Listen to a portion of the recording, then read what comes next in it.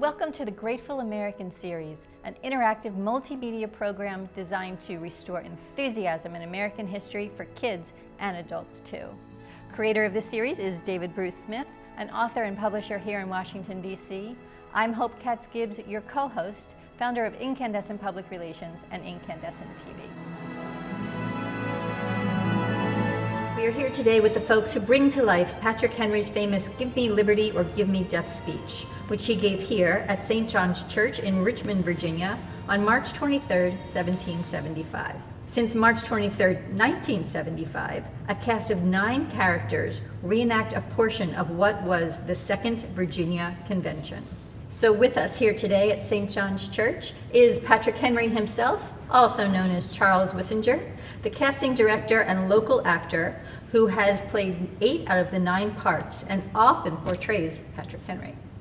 And here too is Sarah Whiting, Executive Director of the St. John's Church Foundation, a job she's held since 2012. And this is David Bruce Smith, founder of the Grateful American Foundation. I'm Hope Katz Gibbs, the executive producer, and we're thrilled to be here to talk about the life and times of Patrick Henry. So the first question, Charles, will go to you. Tell us about the life of this fascinating man. Well, Patrick Henry was born in a little place called Studley, Virginia, in Hanover County. It's actually really not that far from here. Inside Studley, Virginia, he would actually try to be a merchant, a farmer, but he wasn't very successful.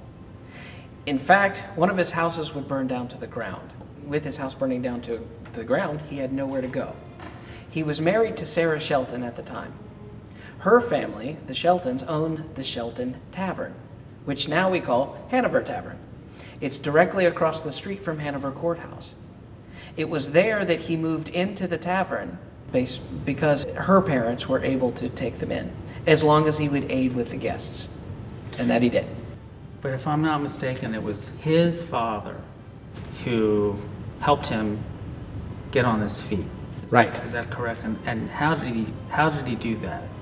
His father was the presiding judge at Hanover Courthouse, directly across the street. So he would allow Patrick to come into the courthouse to watch courtroom cases. So Mr. Henry decided to pick up books. He read a lot. He actually became a self-taught lawyer. He didn't go to college for it. He taught himself. Upon passing the Virginia bar in 1763, he was able to start trying cases at the Hanover Courthouse. So this is where Patrick Henry gave the "Give Me Liberty or Give Me Death" speech. Right in this very room. Okay. So much of what you said prior, most people do not know or remember. It's the "Give Me Liberty or Give Me Death" speech. They do know. It's sort of a buzzword in the language. So why is it, or is it true, he is remembered by kids, and if so, why? Well, now you have an event that brought these delegates together here in Richmond. This event was called the Second Virginia Convention. It was primarily focused to do the regular business of the day. One of the resolutions was whether or not to arm Virginia to defend ourselves against the crown. You must understand this is still 1775. A whole year before the Declaration of Independence was actually written. His words, we don't know for sure what he said, except the very end. Give me liberty or give me death. This we know for certain because from that moment on, militias were painting it on their shirts, their tunics. They were sewing it into their shirts and their coats. They were putting it on their hats. They were using it as passwords. Liberty or death becomes a rallying cry for this entire revolution. So this is a whole foundation set up to support the church and the work done here. Right. Tell us about that. St. John's Church Foundation was formed in 1938, and we have a two-pronged approach in our mission. It's historic preservation to preserve St. John's Church, which is a National Historic Landmark because of Patrick Henry's speech here in 1775. But we also provide educational programs about what happened here, the rich history that we have, and talking about the founding of America. When was the first reenactment? The first reenactment was in 1929. A script was written in 1927 celebrating what happened here. And so they would do reenactments on the anniversary, March 23rd, every year. But it wasn't until 1975, in getting ready for the bicentennial, that it really became a regular thing. So for over 40 years now, we've been providing reenactments, not just on the anniversary, but now we give them every Sunday in the summer. Yeah, it's so interesting, and there's so much information to be had here. So we could go on forever, but we want people to come to the church and see this and ask their own questions. So we're going to end with one question to each of you. What would you want people to know that you haven't shared with us? One parting thought about Patrick Henry. So when they come to us, they're so fascinated with how he died and where he's buried. Well, he's actually buried in Red Hill Plantation, his last family home. But how did he die? He was overcome or sick with a stomach cancer. So for them, the doctor gave him the option. I can give you this mercury.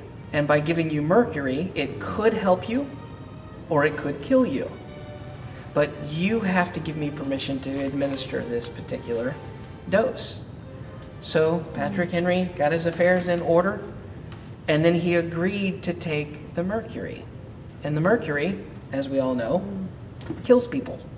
It didn't help at all, and it actually did cause his death. Wow, fascinating. People need to remember that Patrick Henry was a person, not just this icon who knew how to express himself beautifully as an orator. A complicated person with an incredibly tragic background with his first wife, Sarah Shelton. He fought for what he believed in, and I think it's a good lesson for us today. If you are empowered, you can stand up. And I think that's something that people need to remember. Thank you very much, Charles Wissinger, Patrick Henry, and Sarah Whiting for being with us here today. This is David Bruce Smith, and I'm Hope Katz Gibbs with the Grateful American Foundation. We look forward to talking to you soon and helping you restore enthusiasm in American history for kids and adults. Thank you so much for being with us. You are watching the Grateful American TV show, a video production of David Bruce Smith's Grateful American Foundation. Watch more episodes at www.gratefulamericantv.com.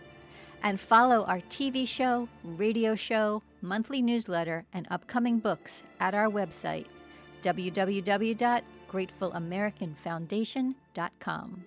I'm Hope Katz Gibbs, your co-host. On behalf of David Bruce Smith and myself, we look forward to restoring enthusiasm in American history for you and your kids. We'll talk to you soon.